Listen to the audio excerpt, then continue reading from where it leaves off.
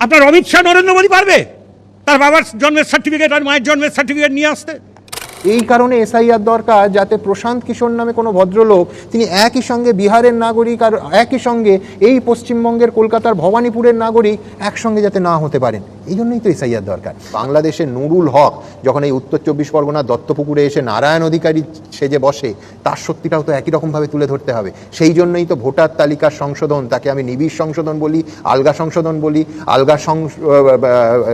আলগা সংশোধন বলি, যে ভাষাই ডাকি না কেন, এতে তো কিছু না কিছু তো করতেই হবে।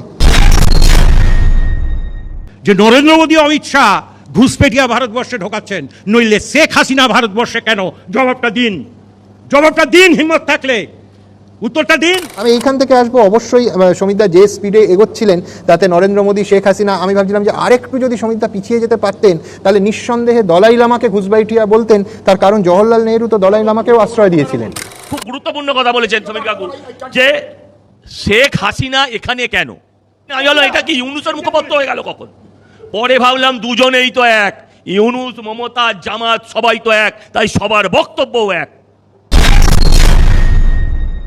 2024 সালে রাম মন্দির উদ্বোধন হয়েছিল, তার 3 মাসের মধ্যে লোকসভা নির্বাচনে ওই অযোধ্যাতেই বিজেপি মারাত্মকভাবে পরাজিত। তারপর সেই জন্য কি আর ধর্ম মানুষ খাচ্ছে না? আরেকটা শুনে তো আমার ভয় লাগলো যে সমিতদা বললেন যে আজকাল ধর্ম খাচ্ছে না, বিশেষ করে বিজেপি বুঝতে পেরেছে রাম মন্দিরের পর ধর্ম একেবারে খাচ্ছে না।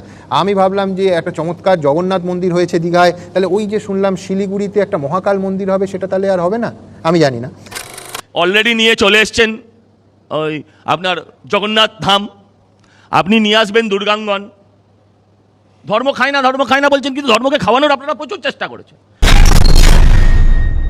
মানুষের ভোটে জিততে পারবেন না, তাই উপায় একদম ভোটার তালিকা থেকে ন্যায্য ভোটারের নাম্বার দিয়ে ভোটার তালিকায় কারচুপি করে নির্বাচন যেত, তাই তো? ওই জন্যই তো আমি সুমন বাবুদের প্রোগ্রামে বারে বারে বলে গেছি, ওটা হচ্ছে অমিত শাহের চাকর, যে নির্বাচন কমিশনার একজন চাকরকে করেছেন, তার ভৃত্য মনিরের নির্দেশ মতো নাম্বার দিচ্ছেন। আজ যে তৃণমূল অমিত শাহের সচিব জ্ঞানেশ কুমারের পদপ্রাপ্তি নিয়ে এত কটাক্ষ করছে, সমিতদা একটা 3 অক্ষরের শব্দও ব্যবহার করলেন, তারা কিন্তু মুখ্য সচিবের পদ থেকে সদ্য অবসর নেওয়া রাজীবা সিনহাকে রাজ্য নির্বাচন কমিশনের চেয়ারে বসিয়েছিল যত্ন করে।